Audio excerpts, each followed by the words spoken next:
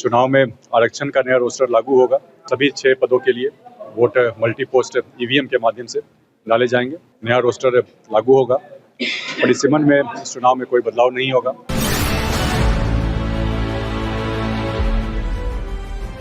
पंचायती राज मंत्री दीपक प्रकाश जी हैं। हम इनसे जानने की कोशिश करेंगे कि बिहार में चुनाव होने वाला है, पंचायत चुनाव। कई तरह की चर्चाएं चल रही है, अफवाहों का बाजार भी गर्म है। सर, कैसे चुनावी प्रक्रिया है बिहार में? पंचायत चुनाव जो होंगे, चुनाव का काम होना है। पंचायतों का चुनाव 2026 क्या होगा? पंचायत के चुनाव 2021 से दिसंबर में काम पूरा हुआ था चुनाव का। उसी कार्यकाल को देखते हुए चुनाव सही समय पर कराए जाएंगे। चुनाव में आरक्षण का नया रोस्टर लागू होगा, क्योंकि पिछले आरक्षण के रोस्टर को लागू हुए 10 वर्ष हो गए हैं। नया रोस्टर लागू होगा। परिसीमन में इस चुनाव में कोई बदलाव नहीं होगा। चुनाव फ्री एंड फेयर बने, लोगों का विश्वास नहीं बदलेगा। जो पहले से परिसीमन चला रहा है वही है जी, वही चलते रहेगा। और चुनाव फ्री एंड फेयर बने, इसको लेकर निर्वाचन आयोग तमाम तरह की पहल कर रहा है। नई टेक्नोलॉजी के इस्तेमाल को लेकर बोगस वही बताने आप सुनिए तो बोगस वोटिंग नहीं हो, इसको लेकर फेशियल रिकॉग्निशन की टेक्नोलॉजी का इस्तेमाल होगा। मतगणना के समय पे किसी प्रकार की धांधली की संभावना नहीं हो, इसको लेकर ऑप्टिकल कैरेक्टर रिकॉग्निशन की टेक्नोलॉजी का इस्तेमाल होगा। साथ ही साथ सभी 6 पदों के लिए वोट मल्टी पोस्ट ईवीएम के माध्यम से डाले जाएंगे। निर्वाचन आयोग हर प्रकार से पहल कर रहा है। पंचायती राज विभाग भी हर तरीके से तैयार है। चुनाव फ्री एंड फेयर हो, लोगों का विश्वास सिस्टम में बढ़े। बहुत अच्छी जानकारी सर आपने दी। पंचायत चुनाव के लिए जो अफवाहों का बाजार का बहुत आपने साफ कर दिया।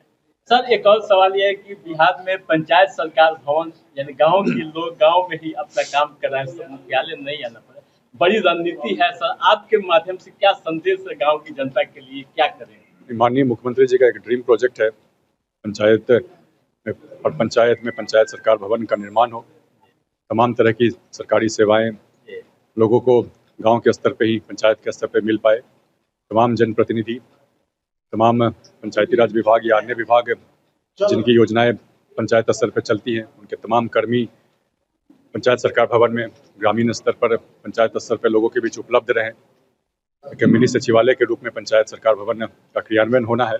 तमाम जगहों पे पंचायत सरकार भवन के निर्माण का कार्य चल रहा है। गाँव की जनता के लिए क्या आरटीपीएस पर क्या सुविधा? तमाम तरह की जो भी सुविधाएं हैं, आरटीपीएस काउंटर है या अन्य तमाम तरह के जो भी अन्य विभागों के माध्यम से जो भी सुविधाएं लोगों को दी जाती हैं, तमाम तरह की सुविधाएं मिले। हर विभाग से संबंधित कर्मी वहां पे उपलब्ध रहेंगे लोगों के बीच। जनप्रतिनिधि पंचायती राज संस्थाओं के माध्यम से चुनकर आने वाले तो तमाम लोगों के बीच वहां पे उपलब्ध रहेंगे। लोगों के बीच लोगों की समस्याओं का निराकरण पंचायत स्तर पे ही होगा। एक अंतिम सवाल सर, एक पॉलिटिकल सवाल। मुख्यमंत्री नीतीश जी बिहार से जा रहे हैं। बिहार से नहीं जा रहे हैं माननीय मुख्यमंत्री जी। माननीय मुख्यमंत्री जी ने बिहार में पिछले 20 वर्षों में जो बदलाव लाया है, बदलाव को लीड किया है। तमाम क्षेत्र में काम हुआ है। पहले बिहार में डर का वातावरण था। बिहार पहले पिछड़ेपन के लिए जाना जाता था।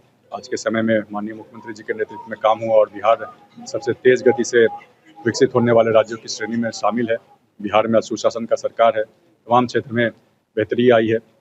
माननीय मुख्यमंत्री जी आगे भी राज्यसभा के सदन से बिहार के विकास में अपना योगदान देते रहेंगे। बिहार से जुड़े मुद्दों को उठाते रहेंगे और बिहार में जो सरकार चलेगी उसको अपना मार्गदर्शन भी देते रहेंगे। तो माननीय मुख्यमंत्री जी कहीं नहीं जा रहे हैं, बिहार में ही और बिहार के लिए ही काम करते रहेंगे। एनडीए किसको मुख्यमंत्री बना रही है? इसके लिए थोड़ा धैर्य रखिए, आने वाले समय में इसकी जानकारी आपको मिल जाएगी। एक और छोटा सा शराबबंदी को लेकर भी अफवाह है, बस इसी पर। नहीं, कोई अफवाह नहीं है। शराबबंदी आज के समय में सरकार की नीति शराबबंदी के लिए बिल्कुल नीति स्पष्ट है और उसी नीति के हिसाब से कानून का क्रियान्वयन हो रहा है। चलिए, बहुत बहुत धन्यवाद। आप थे मंत्री ग्रामीण विकास दीपक प्रकाश, शुक्रिया।